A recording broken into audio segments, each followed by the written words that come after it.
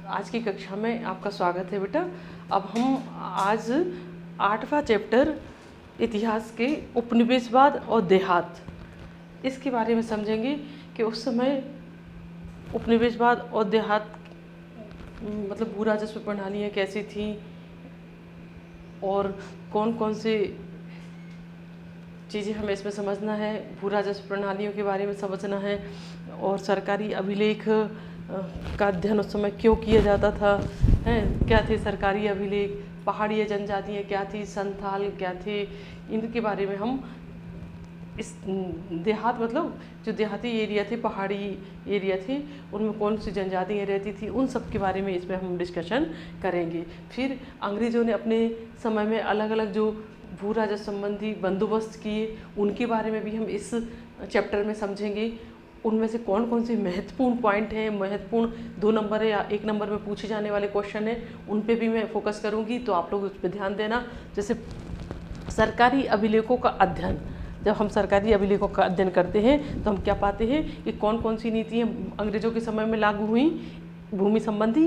पहला स्थायी बंदोबस्त, हाँ, जो बंगाल में लागू हुआ था। ये क्वेश्चन आएगा आपको 2 नंबर में कि कब लागू हुआ था और किसने लागू किया था। तो ये बंगाल में लागू हुआ था और 1798 में लॉर्ड कॉर्नवालिस ने इसको लागू किया था। अब आप कंफ्यूज बिल्कुल मत होना, कहीं कहीं पेपर में स्थायी बंदोबस्त लिखा रहता है, कहीं कहीं इस्तमरारी बंदोबस्त लिखा रहता है, तो दोनों का अर्थ एक ही है। स्थायी बंदोबस्त और इस्तमरारी एक ही को कहा जाता है। अगला क्वेश्चन जो 2 नंबर में आपको पूछा जा सकता है कि पहाड़ियाँ कौन थे, पहाड़ियाँ कौन थे। तो राजमहल की पहाड़ियों के आसपास रहने वाले लोगों को पहाड़िया के नाम से जाना जाता था। जो राजमहल के आसपास रहते थे उन लोगों को पहाड़िया कहा जाता था। अब दामिनी कोह से क्या समझते हो? तो दामिनी कोह नामक भूभाग पर संथालों को बसाया गया था, मतलब संथाल लोग जहाँ रहते थे उस भूमि को दामिनी कोह कहा जाता है। अगला, सन 1975 में दक्खन विद्रोह का आरंभ कहाँ से हुआ था? तो पूना महाराष्ट्र की एक जगह है, तो दक्खन विद्रोह का आरंभ पूना से हुआ था। पूना के सूपा नामक ग्राम से इसका आरंभ हुआ था, मतलब दक्खन विद्रोह की शुरुआत पूना के सूपा ग्राम से हुई थी। अब दक्खन दंगा आयोग की रिपोर्ट ब्रिटिश पार्लियामेंट में 1878 में पेश की गई। आगे चलकर इस आयोग की जो रिपोर्ट ब्रिटिश संसद में पेश की गई, तो कब की गई थी? 1878 में। ये दक्खन दंगा आयोग के बारे में मैं भी अब आपको समझाऊंगी।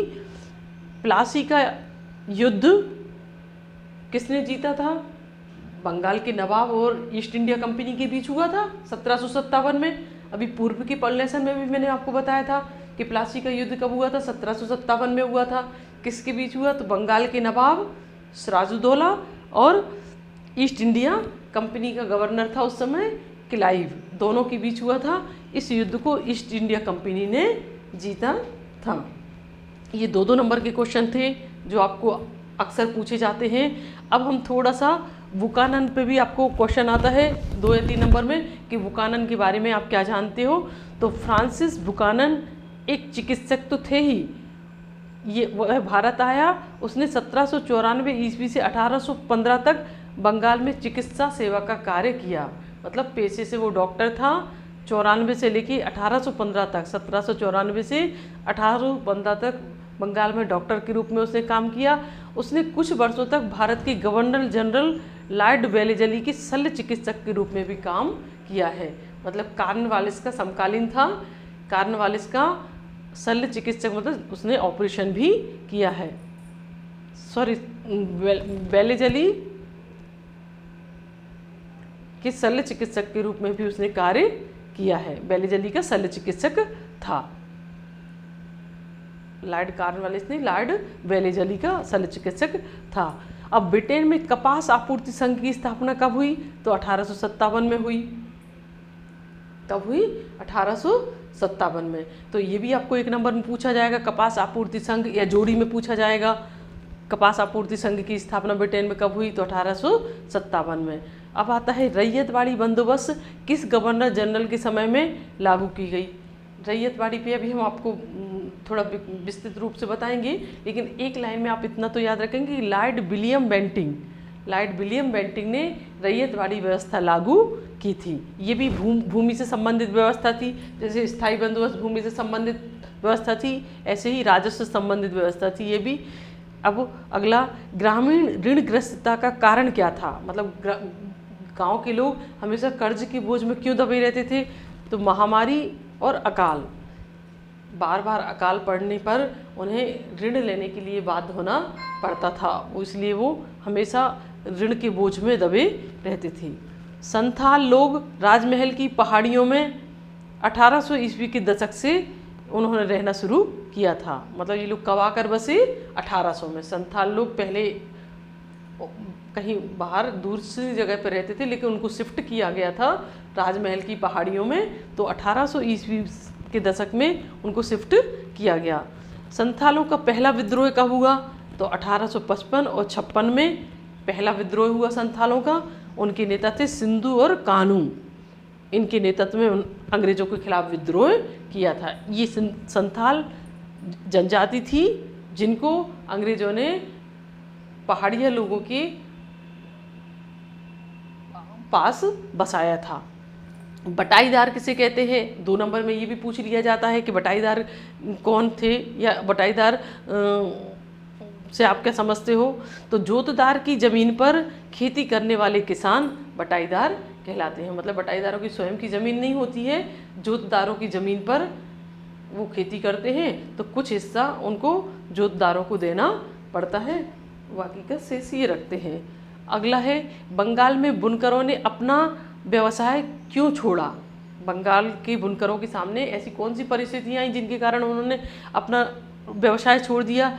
तो अंग्रेजों ने हस्तशिल्प उद्योग पर एक अधिकार स्थापित कर लिया था, इसलिए बुनकरों ने अपना व्यवसाय छोड़ा।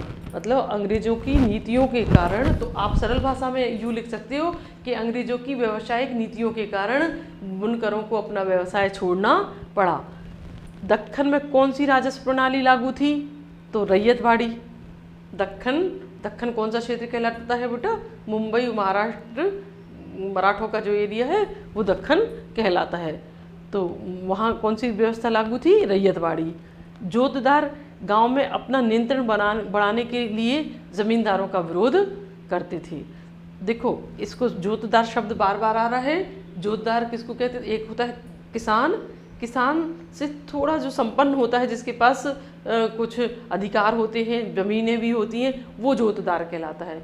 जो सारे किसानों से इकट्ठी करके कर वो ज़मींदारों को सौंपता है। तो जोतदार बीच की कड़ी है, ज़मींदार और किसान के बीच की कड़ी। तो धीरे धीरे क्या किया था, जोतदारों ने गांव में अपना नियंत्रण बढ़ा लिया था। उनका जब नियंत्रण बढ़ा तो ज़मींदारों का विरोध वो करने लगे। अगला है भाड़ा पत्र। ये क्वेश्चन भी 3 नंबर में आता है कि भाड़ा पत्र से आप क्या समझते हो। तो जब किसानों पर ऋण का भार बहुत ज़्यादा बढ़ जाता था, ऋण तो समझते हो ना, कर्ज का भार बहुत ज़्यादा बढ़ जाता था, तो उन्हें अपना ऋण चुकाने के लिए अपना सर्वस्व, जमीन, गाड़ियाँ, पशुधन आदि ऋणदाता को देना पड़ता था।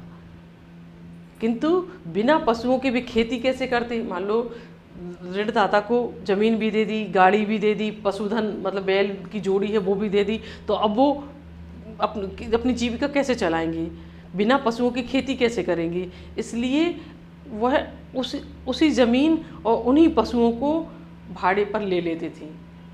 क्या करते थे वो, ज़मींदारों से वही ज़मीन और वही अपनी बैल की जोड़ियाँ किराए पर ले लेते थे, और एक ऋणदाता उससे एक करार लिखवा लेता था। मतलब आपस में एक समझौता हो जाता था। इसी समझौते को भाड़ा पत्र कहा जाता है। भाड़े का तो अर्थ ही होता है किराया।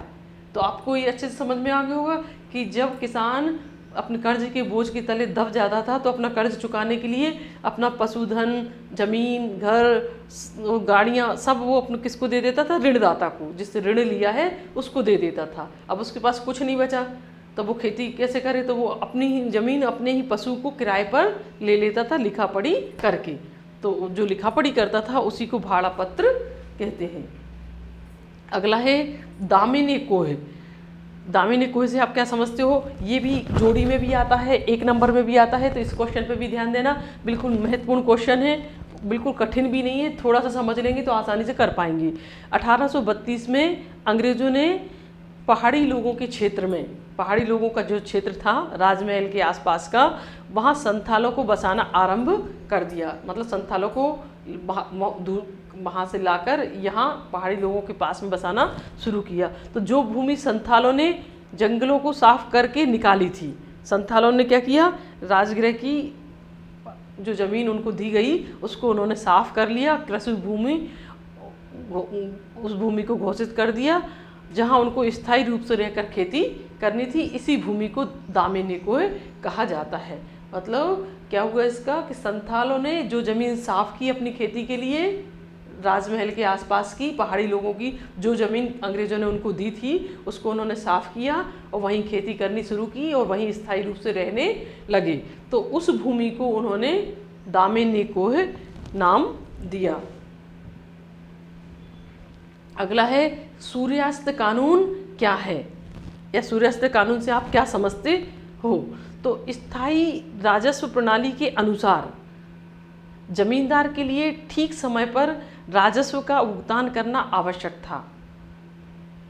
मतलब जब स्थायी बंदोबस्त लागू हो गया था तो स्थायी बंदोबस्त में ये शर्त थी कि निश्चित तारीख को सूर्यास्त तक आप लगान का भुगतान अगर ज़मींदार नहीं करता है तो उसकी ज़मीन नीलाम कर दी जा सकती थी।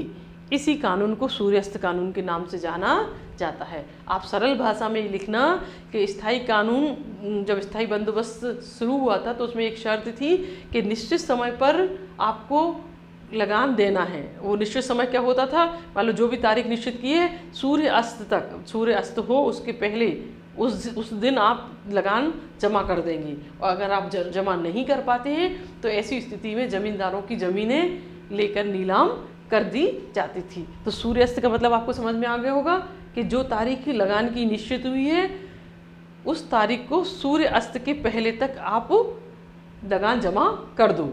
और अगर ज़मींदार नहीं कर पा रहा है तो ऐसी स्थिति में उसकी ज़मीन वापस लेकर नीलाम कर दी जाती थी। अगला है पहाड़िया लोगों का जीवन। पहाड़िया लोग क्या करते थे, उनका जीवन कैसे चलता था, जीवन निर्वाह के लिए वो लोग क्या क्या काम करते थे। तो पहाड़िया लोगों का जीवन घनिष्ठ रूप से जंगल से जुड़ा हुआ था। मतलब पहाड़ों में रहते थे, पहाड़ों में जो चीज़ें नेचुरल उनको मिलती थी वही वो खाते पीते थे। उनका जीवन जंगल पर निर्भर था, शिकार करना उनका मेन जीवन निर्वाह का साधन था। इसके अलावा जंगलों को साफ करके झूम खेती करते थे। थोड़ा सा ज़मीन, बहुत सारी नहीं, बहुत थोड़ी सी ज़मीन को साफ कर लेते थे और उसमें खाने लायक पैदा करते थे। फिर आगे बढ़ चले जाते थे, फिर उतनी सी ज़मीन थोड़ी सी साफ कर ली, फिर उसको में पैदा कर लिया, फिर आगे बढ़ जाते थे।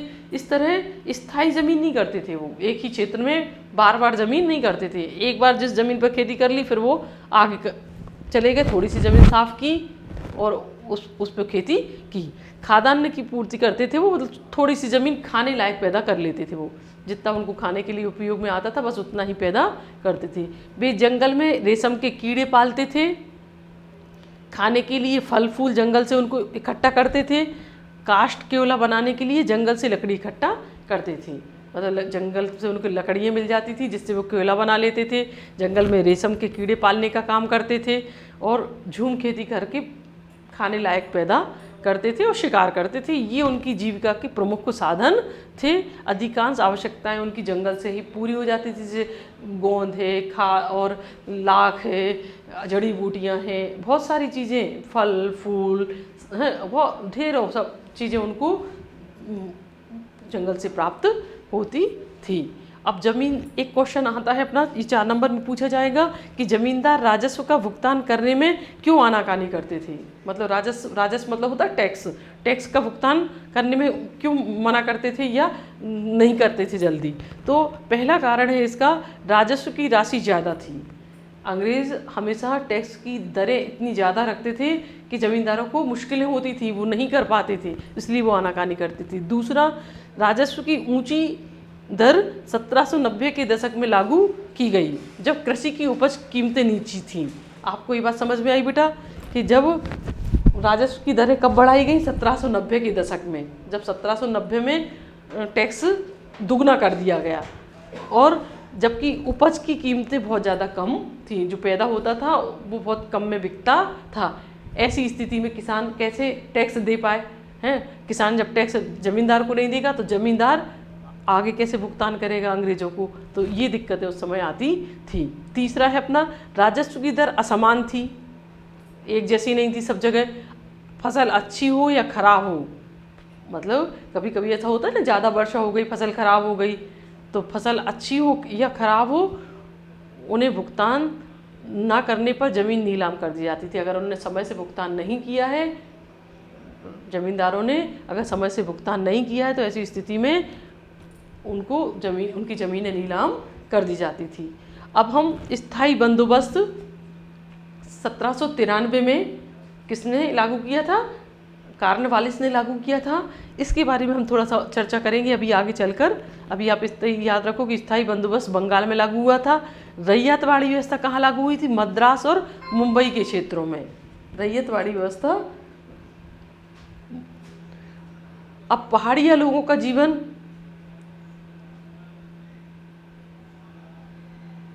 ये अपन ने कर लिया है।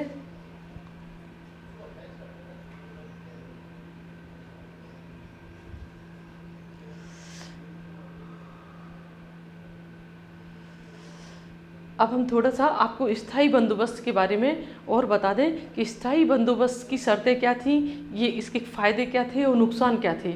स्थायी बंदोबस्त व्यवस्था भू राजस्व संबंधी व्यवस्था थी, और इसमें 10 साल के लिए स्थायी समझौता कर लिया गया था। मतलब अंग्रेज़ों ने स्थायी समझौता किससे किया था? ज़मींदारों से, कि ज़मींदार 10 साल तक अगर निश्चित राशि निश्चित समय पर देते रहते हैं तो हम इनकी ज़मीनें इनसे नहीं छीनेंगे। अगर निश्चित राशि समय पर नहीं देते हैं तो ऐसी स्थिति में ज़मीनें छीन ली जाएंगी और ज़मीनें नीलाम कर दी जाएंगी। तो एक तो ये कि ये 10 साल के लिए स्थायी समझौता था। लेकिन अब इसमें फ़ायदा किसको हुआ और नुकसान किसको हुआ, थोड़ा सा अपन इसका भी देख लेते हैं कि इसमें फ़ायदा किसको हुआ। तो स्थायी बंदोबस्त में फ़ायदा ज़मींदारों को हुआ। क्यों फ़ायदा ज़मींदारों को हुआ? कंपनी को कोई, ईस्ट इंडिया कंपनी को कोई फ़ायदा नहीं हुआ। क्यों? क्योंकि आगे चलकर जब ज़मीन उपज ज़्यादा पैदा हुई, उत्पादन बढ़ा, तो उपज ज़्यादा पैदा हुई, तो ज़्यादातर मुनाफा ज़मींदार रख लेते थे किसानों से वसूल करके, और सरकार को एक निश्चित राशि ही देते थे जो तय हो गई थी, क्योंकि सरकार हर साल टैक्स नहीं बढ़ा सकती थी। 10 साल तक एक निश्चित राशि उन्हें देनी थी। तो इसका फ़ायदा सबसे ज़्यादा ज़मींदारों को, छोटे ज़मींदार राजे बड़े ज़मींदारों में बदल गए और कलकत्ता में बड़ी बड़ी कोठियाँ बनाकर ऐशो आराम का जीवन जीते थे। नवाबों जैसे ठाट बाट उनके थे, और गाँव में किसानों की हालत जरूर दयनीय हुई, क्योंकि किसानों को स्थायी बंदोबस्त से कोई फ़ायदा नहीं हुआ, क्योंकि टैक्स की दरें बहुत ज़्यादा होती थी। टैक्स देने के बाद उनके पास लागत निकालने के बाद, टैक्स देने के बाद उनके पास कुछ नहीं बचता था, तो उनकी हालत हमेशा दयनीय रही। किसानों की स्थिति में कोई सुधार नहीं हुआ, ना उनका आर्थिक रूप से ना सामाजिक रूप से, उनकी हालत निरंतर गिरती चली गई। तो स्थायी बंदोबस्त व्यवस्था आपको समझ में आ गई होगी कि 10 साल के लिए स्थायी समझौता था, जमींदारों से किया गया था। अब हम थोड़ा सा रैयतवाड़ी के बारे में आपको बता दें कि रैयतवाड़ी व्यवस्था मराठा दक्कन में लागू की गई थी, मुंबई में और मद्रास में लागू की गई थी। और ये व्यवस्था क्या थी?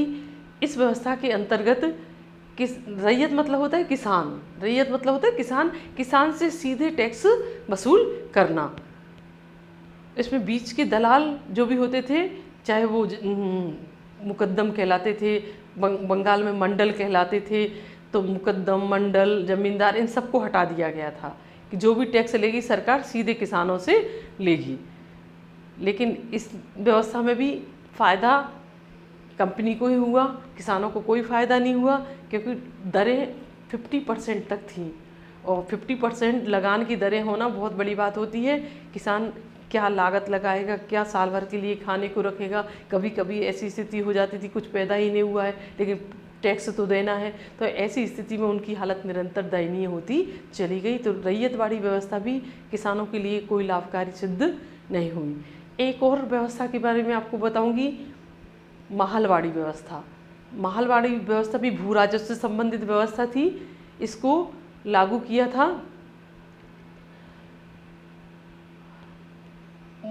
क्या थी ये समझ लीजिए। महलवाड़ी व्यवस्था कि पूरे क्षेत्र को एक इकाई मान लिया गया था। जैसे पूरे गांव को एक इकाई मान लिया गया था, तो एक एक व्यक्ति से टैक्स ना लेकर पूरे गांव से इकट्ठा करके टैक्स लिया जाता था। और गांव में जो जमींदार मुकद्दम होते थे वो जिसको जितनी खेती है जिसके पास उसके हिसाब से वो टैक्स वसूल करते थे और वो फिर इकट्ठा करके पूरा कंपनी के पास जमा करते थे या सरकार के पास जमा करते थे। तो ये थी महलवाड़ी। महल का अर्थ होता है इकाई। पूरे गांव को एक इकाई माना गया था इस व्यवस्था के अंतर्गत। और इस व्यवस्था में भी किसान को लाभ नहीं हुआ। इस व्यवस्था में मुकद्दम और ये गांव के जो जमीन जो छोटे छोटे दलाल होते थे गांव के, उनको फ़ायदा हुआ। मुकद्दम मंडल जो कहलाते थे, क्योंकि ये दलाली में ये किसानों से ज़्यादा ले लेते थे और बीच में अपना हिस्सा अच्छा खासा रखते थे और फिर सरकार के पास जमा करते थे। तो इनको तो लाभ हुआ, लेकिन किसानों को इस व्यवस्था में भी कोई लाभ नहीं हुआ।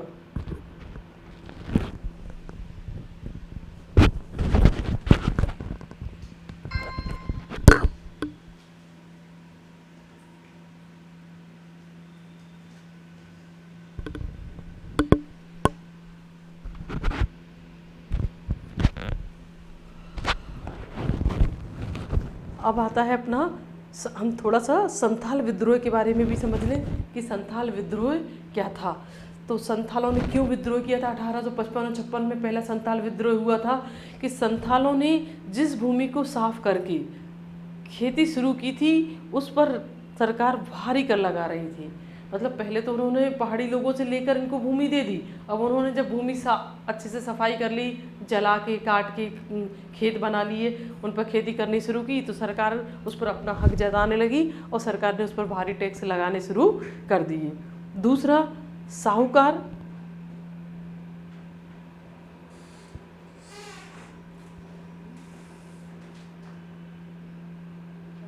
कंटिन्यू साहूकार उनके ऋण पर बहुत ऊंची दर से ब्याज लगा रहे थे। मतलब संथालों की ये हालत थी कि एक तरफ तो वो अंग्रेजी सरकार से परेशान थे, दूसरी तरफ जो साहूकारों से वो कर्ज लेते थे वो कर्ज भी कभी मूलधन चुकता ही नहीं था, हमेशा ब्याज ही ब्याज वो चुकाते रहते थे, क्योंकि उनकी दरें इतनी ज़्यादा होती थी, कभी वो कर्ज से मुक्ति नहीं पा पाते थे। तीसरा, संथालों के विद्रोह का कारण ऋण अदा ना कर पाने की दशा में वे उनकी भूमि पर कब्जा कर रहे थे। अगर वो कर्ज नहीं दे पाते थे तो ऐसी स्थिति में व्यापारी और साहूकार, कलकत्ता के बड़े बड़े व्यापारी और साहूकार, नगरों के व्यापारी और साहूकार उनकी ज़मीनों पर कब्जा कर रहे थे। चौथा कारण है, जमींदार लोग दामिनी कोह पर अपने नियंत्रण का दावा कर रहे थे। मतलब संथालों ने जो भूमि अपने रहने के लिए, अपनी खेती के लिए तैयार की थी, उस पर जमींदार लोग अपना दावा कर रहे थे। उक्त कारणों से, मतलब ये सब 4 कारण जो हमने आपको बताए हैं, इन कारणों से संथाल लोग यह अनुभव करने लगे कि अपने लिए एक आदर्श संसार का निर्माण करने के लिए उनका अपना शासन होना आवश्यक है। मतलब उनको ऐसा लगता था कि उनको पुलिस भी परेशान करती थी, उन पुलिस में भी उनकी कोई सुनवाई नहीं थी। व्यापारी और जो व्यापारी भी उनकी ज़मीनों पर नज़र रखते थे, और जो साहूकार थे वो भी हमेशा ब्याज की दरें इतनी ज़्यादा रखते थे कि कभी वो कर्ज से मुक्त नहीं हो पाते थे। और चौथा कि सरकार हमेशा उनसे भारी टैक्स लेती थी, तो चारों तरफ से वो परेशान रहते थे। आखिर परेशान होकर उनको ये समझ में आया कि जब तक हम अपनी शासन व्यवस्था खुद स्थापित नहीं करेंगे तब तक हमारा कुछ होने वाला नहीं है, हमें स्वयं अपने लिए एक आदर्श व्यवस्था का चुनाव करना पड़ेगा। इसलिए संथालों ने 1855 और 56 में पहला विद्रोह किया। हालांकि उसको कुचल दिया गया, लेकिन संथालों के विद्रोह का कारण यही था। अब है अपना कि रैयतवाड़ी व्यवस्था कहाँ लागू हुई थी, हमने आपको बता ही दिया कि मद्रास और मुंबई के क्षेत्रों में ये व्यवस्था लागू हुई थी। इसके बाद हम आपको एक और क्वेश्चन कि अमेरिकी गृह युद्ध के दौरान कपास अंतर्राष्ट्रीय बाजार पर कपास के अंतर्राष्ट्रीय बाजार पर भारत का क्या प्रभाव पड़ा, मतलब भारत का प्रभाव क्या पड़ा। जब हम क्वेश्चन अपना ये है कि अमेरिका में जब गृह युद्ध हो रहा था तो कपास के व्यापार पर क्या प्रभाव पड़ा और इसका भारत पर क्या प्रभाव पड़ा। तो अमेरिका से आने वाली कपास, देखो एक बात हम और आप थोड़ा सा क्लियर करके बता दें कि अमेरिका से भारी मात्रा में कपास लंकाशायर आती थी। लंकाशायर ब्रिटेन का राज्य है ना, तो लंकाशायर आती थी।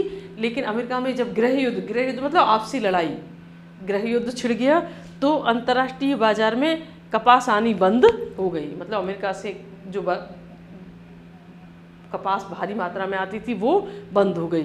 इसके परिणाम स्वरूप भारत को लंकाशायर के कपास की आपूर्ति के स्रोत के रूप में देखा जाने लगा। अब उस समय हम भारत के लोग अंग्रेजों के गुलाम थे, तो अब उनकी नज़र हम पर थी कि अगर अमेरिका से बंद होती है तो हम कपास कहाँ से मंगाएं, भारत से, भारत को अपना बाजार बना ले। तो उन्होंने भारत में ज़्यादा से ज़्यादा कपास उत्पादन के लिए किसानों को प्रेरित किया, व्यापारियों को प्रेरित किया कि आप ज़्यादा से ज़्यादा कपास की खेती करवाओ किसानों से और हमारे ब्रिटेन में सप्लाई करो, हमारे यहाँ आएगा कपास तो हम उसके वस्त्र बनाकर बेचेंगे। वो भारत में अंग्रेज़ों ने बड़े बड़े उद्योग धंधे स्थापित कर लिए थे। औद्योगिक क्रांति आपने पढ़ी ही है कि भारत जैसे जितने भी उपनिवेश थे सब जगह अंग्रेजी माल बिकता था, अंग्रेज़ों के बने हुए कपड़े वस्तुएं सब जगह सप्लाई होती थी। तो हमसे कच्चा माल लेकर वो डबल मुनाफा कमाते थे। एक तो कच्चा माल सस्ते में खरीद लेते थे, ऊपर से बने हुए माल पर भी टैक्स लेते थे।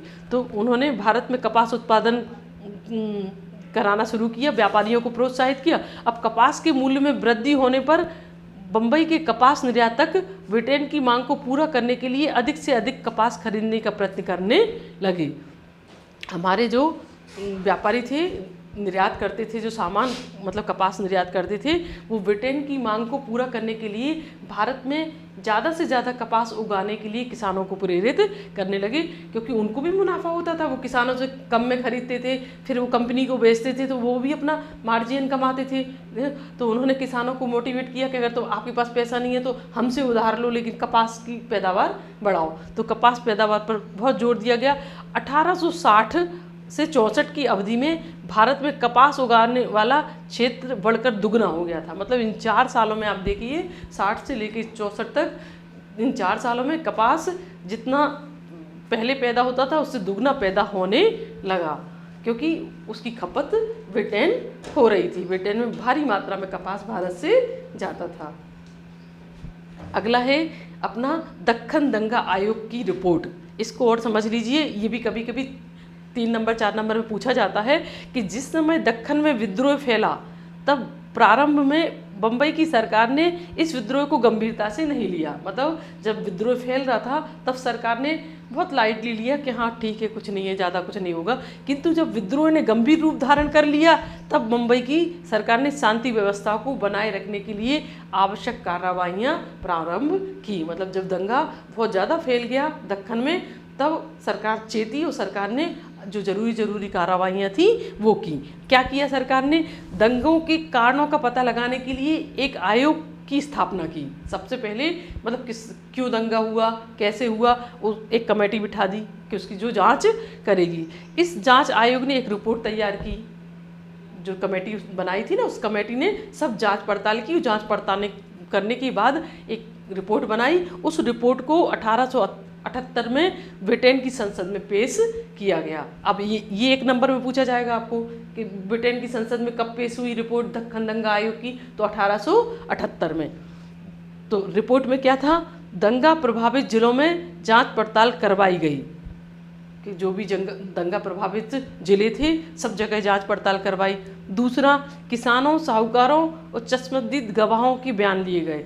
किसानों से बयान लिए गए, साहूकारों के बयान लिए गए, और जो गवाह थे चश्मदीद मतलब घटना के समय जो प्रेजेंट थे, उपस्थित थे, उन लोगों के बयान लिए गए। तीसरा, भिन्न भिन्न क्षेत्रों में राजस्व की दरों, कीमतों और ब्याज की दरों के आंकड़े एकत्र किए गए कि अलग अलग क्षेत्रों में